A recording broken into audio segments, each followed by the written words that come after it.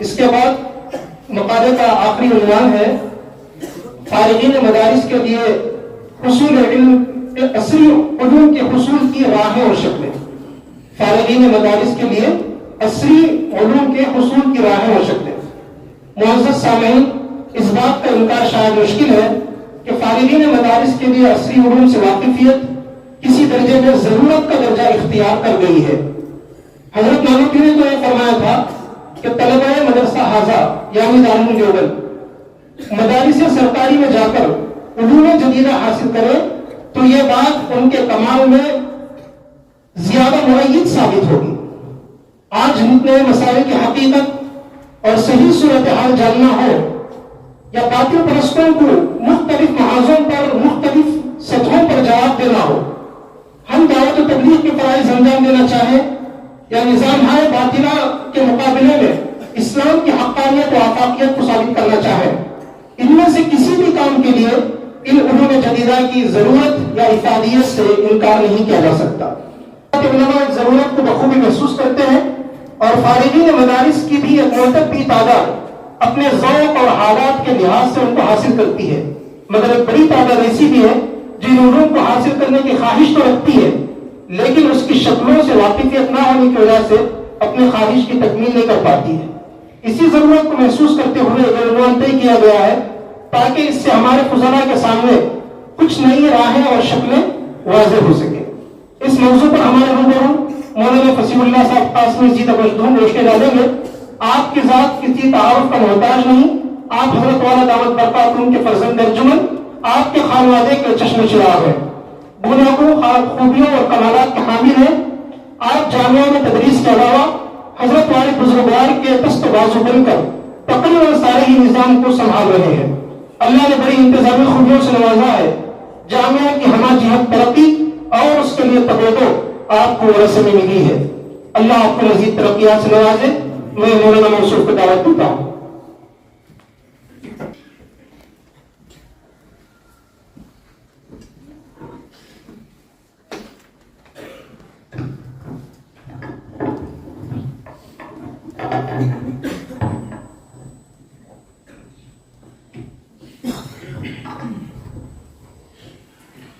نحمده ونصلي على رسوله الكريم اما بعد.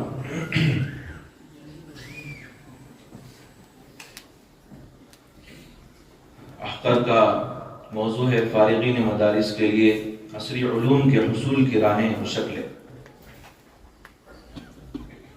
محترم حضرات، قابل قدر اساتذہ کرام، محترم ساتھیوں اور عزیز طلباء، دور حاضر میں عصری تعلیم کی ضرورت و افادیت سے کس کو انکار ہو سکتا ہے؟ صنعت و حرفت اور اقتصاد و معیشت میں ترقی عصری تعلیم کے بغیر ممکن نہیں. اسی کے ساتھ ساتھ مختلف عصری میدانوں میں باصلاحیت افراد کی باہمی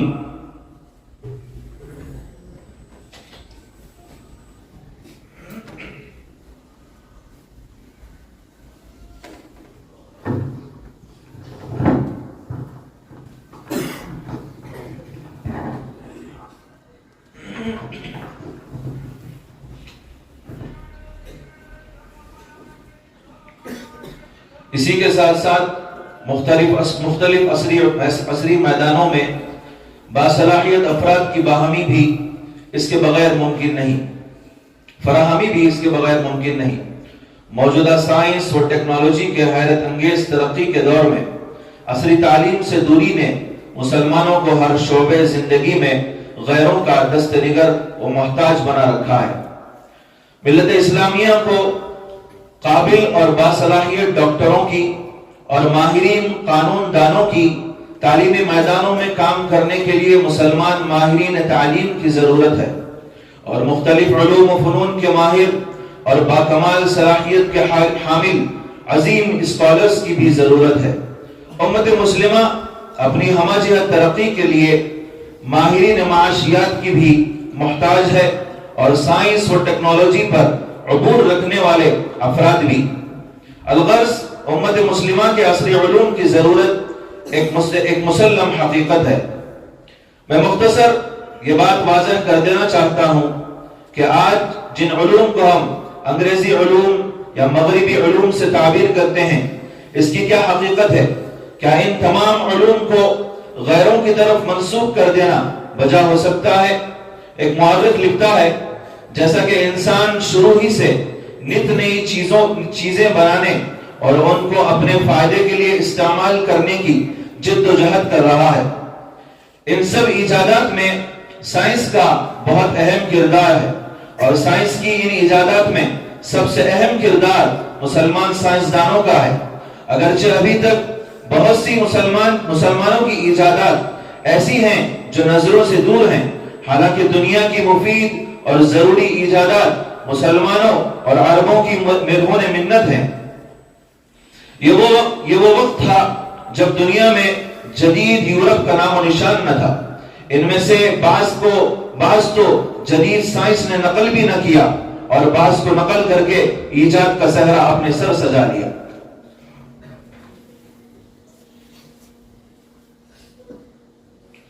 یورپ والوں نے عظیم مسلمان سائنسدان جن میں قابل ذکر جابر بن حیان کو گیبر، ابن رشد کو اویرو، ابن سینا کو اوے سینا، اور ابن ہیشم کو الہیزم کہنا شروع کر دیا، تاکہ ان عظیم انسانوں کا مسلمان اور عرب ہونا ثابت نہ ہو سکے۔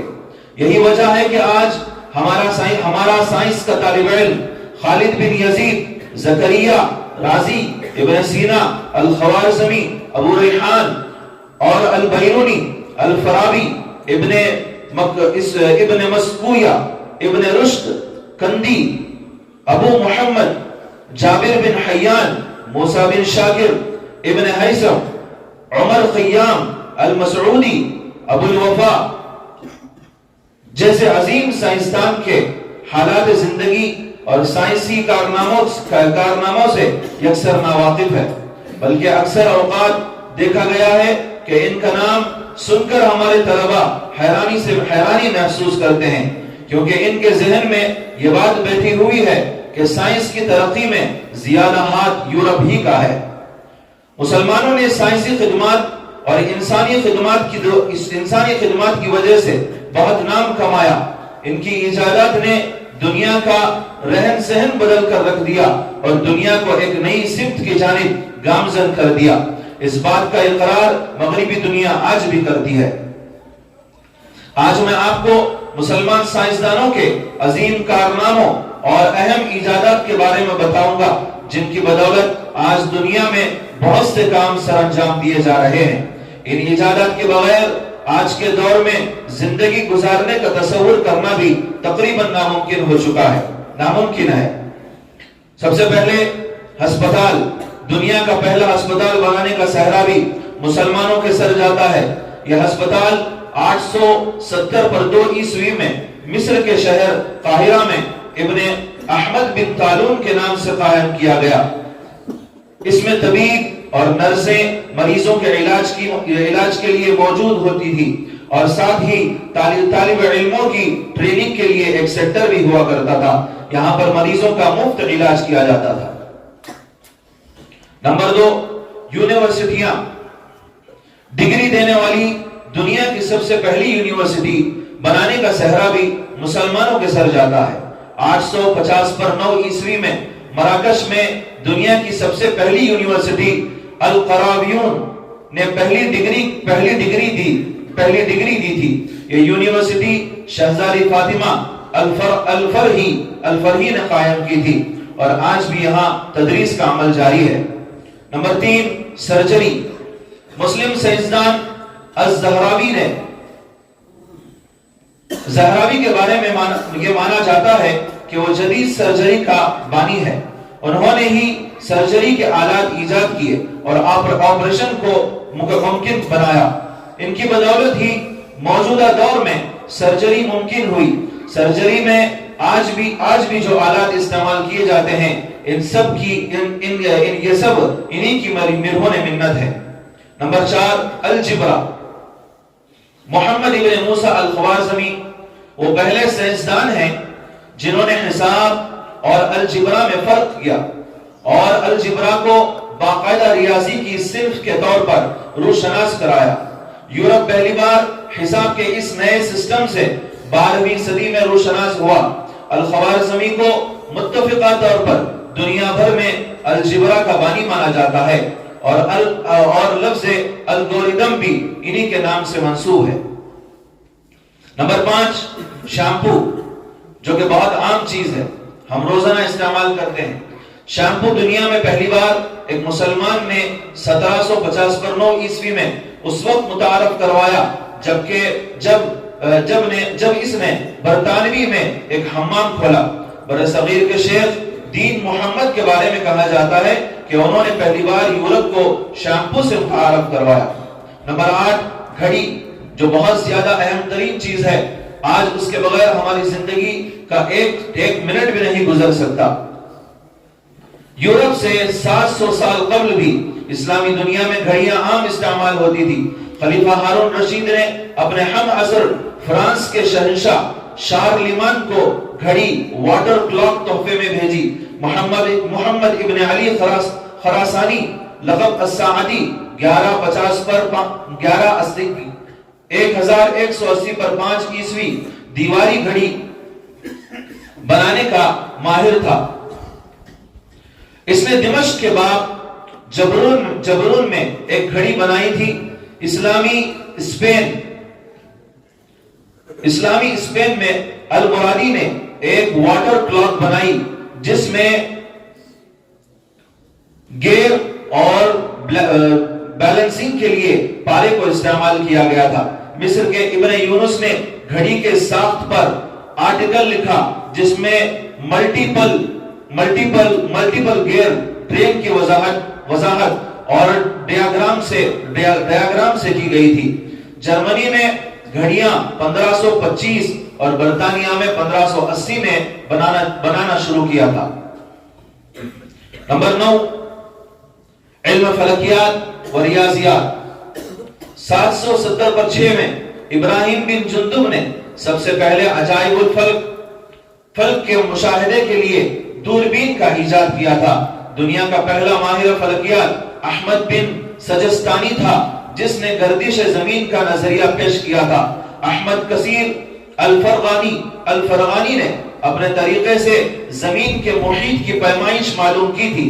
ابن یونس صوفی نے اپنی کتاب الشفائی میں حرکت کا قانون بنایا اور اس قانون کو یورپ نے ابو علی سینا کے 500 سال بعد نیوٹن کی ایجاد کے طور پر ساری دنیا میں مشہور کر دیا۔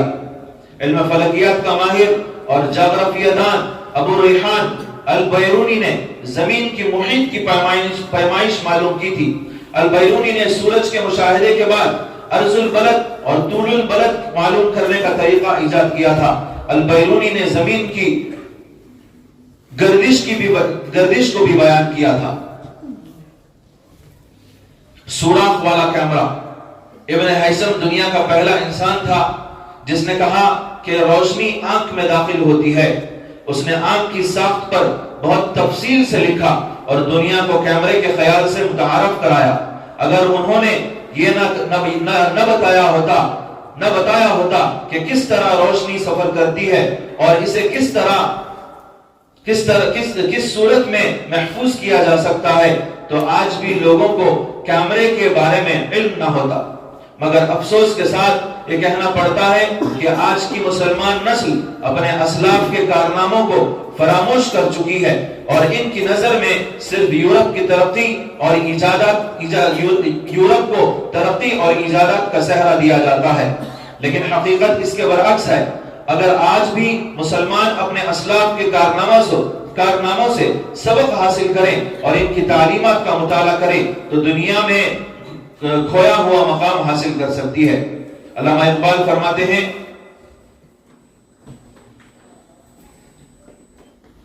گنوا دی ہم نے جو اسلاف سے میراث پائی تھی، گنوا دی ہم نے جو اسلاف سے میراث پائی تھی، سریا سے زمین پر آسمان نے ہم کو دے مارا۔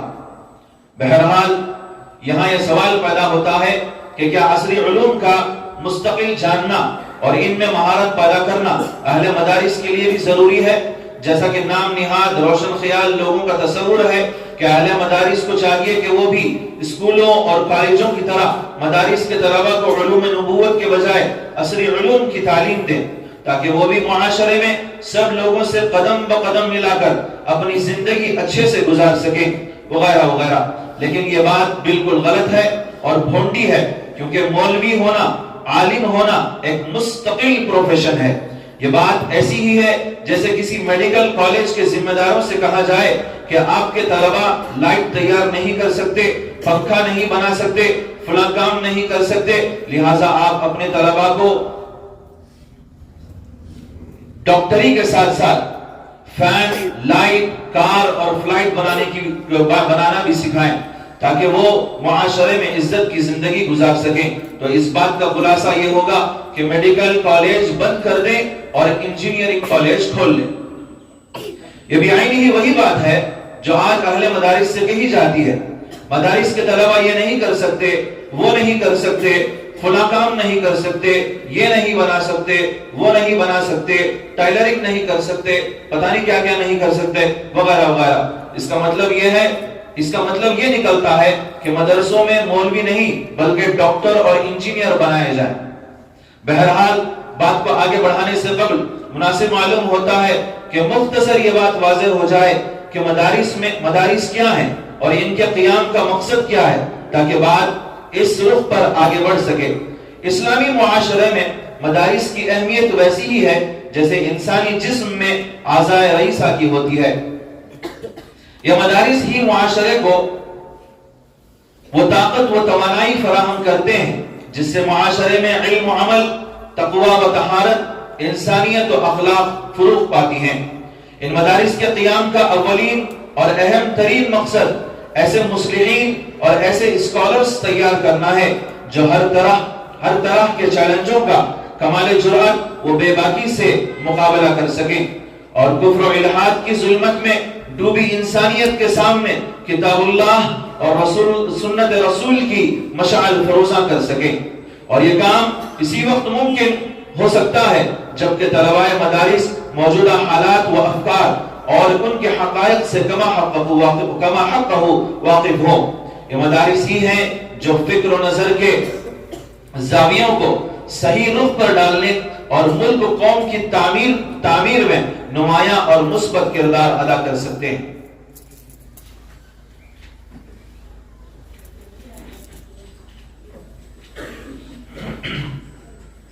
مگر موجودہ دور میں یہ اپنا کردار نہیں ادا کر پا رہے ہیں۔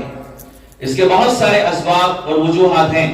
ان میں سے ایک اہم سبب یہ ہے کہ علماء اسلام خصوصاً ہند و پاک کے علماء کی انگریزی زبان سے ناواقفیت اور عصری علوم سے ناآشنائی ہے۔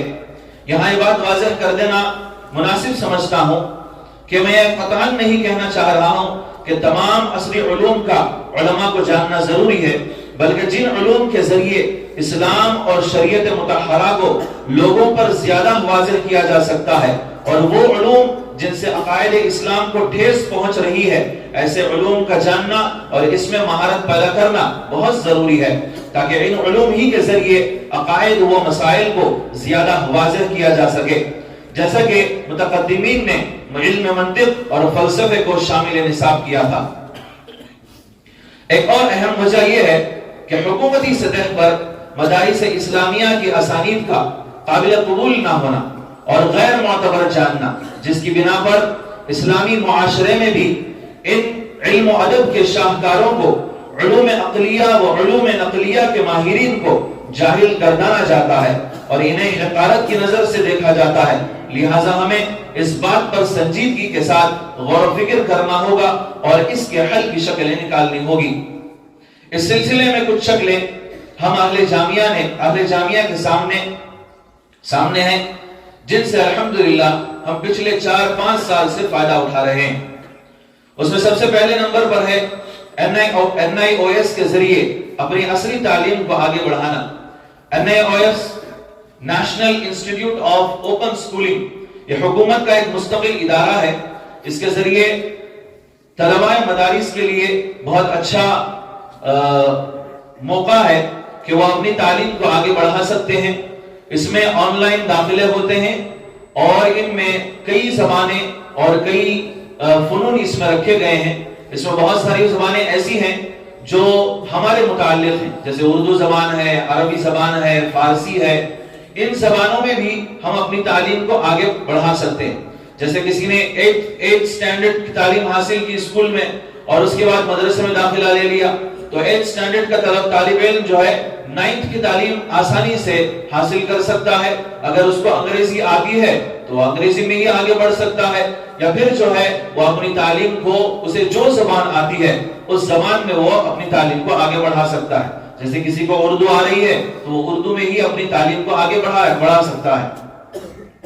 اور پھر اس میں 14 سال سے کم عمر کے طلباء کو 14 سال سے کم عمر کے طلباء کو SSLC میں داخلہ بآسانی مل جاتا ہے. آن لائن داخلہ لیں اور اس کا جو نصاب ہوتا ہے وہ آپ کے گھر بیٹھے آپ کو پہنچ جائے گا، اور اس کی تھوڑی سی فیس ہوتی ہے، بہت کم فیس ہوتی ہے. اس فیس کے ساتھ آپ کو پورا نصاب مل جائے گا. اس نصاب کی آپ گھر بیٹھے تیاری کر سکتے ہیں. یا پھر جو ہے ہمارے جامعہ میں اس کا مستقل نظام بنایا گیا ہے، اساتذہ مستقل لگے ہوئے ہیں، وہ تیاری کراتے ہیں آپ کو. اگر آپ میں سے کوئی خواہش مند ہے تو مدرسہ آ کر مستقل اس کی تعلیم بھی لے سکتا ہے، اور اپنے جب امتحانات ہوں گے وہ امتحان دے سکتا ہے. اسی کے ساتھ ساتھ ایک دوسری چیز ہے، وہ ہے مانو. یہ شارٹ فارم ہے، اس کا فل فارم ہے مولانا آزاد یونیورسٹی. مولانا آزاد یونیورسٹی، اس یونیورسٹی سے ہمارے جامعہ کا ٹائی اپ ہو چکا ہے، یعنی الحاق ہو چکا ہے. اور یہاں کی جو سند ہوتی ہے اس سند کو اس یونیورسٹی میں معتبر سمجھا جائے گا، اور اس کو جو ہے اس کے ذریعے ہم اپنی آگے کی تعلیم حاصل کر سکتے ہیں. جیسے ہماری عالمیت کی جو سند ہوتی ہے، یہ سند یونیورسٹی میں برابر ہوگی ایم اے کے، یعنی ایم اے کی تعلیم سے پہلے اگر ہم چاہیں تو ایم اے کی تعلیم وہاں جا کر حاصل کر سکتے ہیں. M A in Arabic, M A in English, یا پھر جو ہے اردو میں بھی اگر ایم اے کوئی کرنا چاہے تو کر سکتا ہے. یا اسی کے ساتھ ساتھ اگر کوئی بی اے کی تعلیم حاصل کرنا چاہتا ہے، بیچلرز جو ڈگری ہوتی ہے وہ بھی ڈگری حاصل کر سکتا ہے. یا ایم اے کا مطلب ہوتا ہے ماسٹر ڈگری، تو ماسٹر ڈگری میں بھی وہ اپنی تعلیم کو آگے بڑھا سکتا ہے. تو فی الوقت یہ 2 شکلیں ایسی ہیں جس کے ذریعے ہم فائدہ اٹھا سکتے ہیں. تو لہٰذا آپ لوگوں سے گزارش ہے کہ جو بھی اس سلسلے میں اپنی تعلیم کو آگے بڑھانا چاہتا ہے وہ جامعہ کے تعلیمی جو دفاتر ہیں ان سے رجوع کرے اور وہاں سے تفصیلات معلوم کرے اور اپنی تعلیم کو آگے بڑھائیں. اپنی بات کو میں یہیں ختم کرتا ہوں. آخر میں اللہ تعالیٰ سے دعا ہے کہ اللہ تعالیٰ ہمیں اپنی منشا کے مطابق اپنے دین و شریعت کا ہمارے سے کام لے لیں. وما علینا الا البلاغ.